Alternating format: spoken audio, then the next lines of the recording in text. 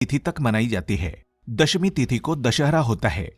दोस्तों, नवरात्रि के इन 9 दिनों में माँ भगवती दुर्गा के 9 स्वरूपों की आराधना की जाती है और माँ दुर्गा के 9 स्वरूपों की आराधना करने से जीवन की समस्त समस्याओं से छुटकारा मिलता है, समस्त प्रकार की कामनाएं पूर्ण हो जाती है। माँ दुर्गा के वो 9 स्वरूप कौन से हैं?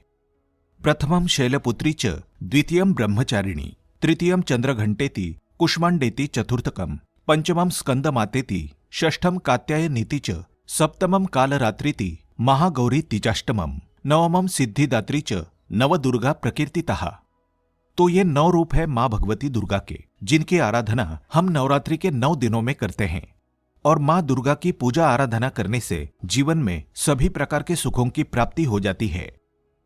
आप अगर 9 दिनों तक माँ भगवती दुर्गा के इन 9 दिनों में व्रत धारण करना चाहते हैं तो बहुत अच्छी बात है। लेकिन अगर आप शारीरिक रूप से स्वस्थ नहीं हैं, व्रत धारण नहीं कर पाते हैं, तो ऐसे में आप माँ भगवती दुर्गा की आराधना कीजिए। सुबह शाम मंत्र जप कीजिए। पूरे दिन माँ के चरणों में अपना ध्यान लगाए रखिए और माँ से आप जो भी कामना कहेंगे वो अवश्य पूरी होगी।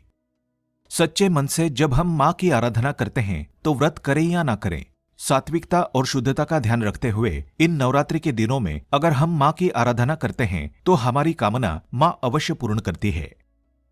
दोस्तों, नवरात्रि के इन 9 दिनों में कुछ बहुत जरूरी बातों का ध्यान हमें अवश्य रखना चाहिए।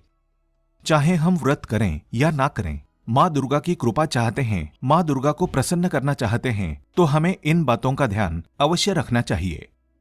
जैसे कि नवरात्रि के 9 दिन हमें पूरी तरह से शुद्धता और सात्विकता का ध्यान रखना चाहिए।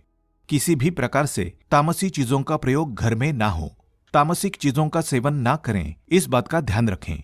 तामसिक चीजें क्या होती है? लहसुन, प्याज, मांस, मदिरा, इन चीजों का सेवन नवरात्रि में वर्जित है, भूल से भी नहीं करना चाहिए। और किसी भी प्रकार से घर में लड़ाई झगड़ा ना हो, इस बात का ध्यान रखें। घर में वाद विवाद की स्थिति पैदा ना हो, इस बात का ध्यान रखें। घर में साफ सफाई, शुद्धता का पूरा ध्यान रखना चाहिए।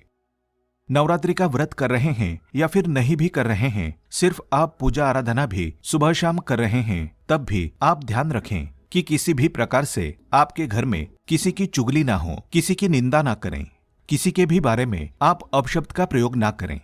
किसी दूसरों के बारे में घर में बात करने से घर में नकारात्मक ऊर्जा की वृद्धि होती है और जहां पर नकारात्मक ऊर्जा होती है, माँ का वास वहां नहीं होता, इस बात का ध्यान रखना चाहिए। तो सिर्फ कलश की स्थापना करने से, मूर्ति की स्थापना करने से या सुबह शाम पूजा करने से माँ की कृपा नहीं मिलती है। माँ की कृपा हमें तभी मिलती है जब हम अपने घर में सकारात्मक माहौल बनाकर रखें। तो आपको ध्यान रखना है, घर में किसी भी प्रकार से लड़ाई झगड़ा, वाद विवाद या फिर किसी दूसरे की बुराई परिवार के किसी भी सदस्य के द्वारा घर में नहीं होनी चाहिए। अगर आप इस तरह से नवरात्रि में नियमों का ध्यान रखते हुए पूजा आराधना करते हैं तो थोड़ी सी पूजा आराधना से भी माँ प्रसन्न हो जाती है और कृपा करती है, समस्त प्रकार के दुख हर लेती है, समस्त प्रकार के कष्ट हर लेती है और सभी प्रकार के सुखों की प्राप्ति भक्तों को करा देती है माता, अगर वो प्रसन्न हो जाएं तो। लेकिन माँ की कृपा पाना चाहते हैं तो शुद्ध और सात्विक विचारों के द्वारा माँ की आराधना कीजिए, सच्चे मन से माँ की आराधना कीजिए। अब जानते हैं कि नवरात्रि कब से प्रारंभ होगी, कब समाप्त होगी और कलश स्थापना का शुभ मुहूर्त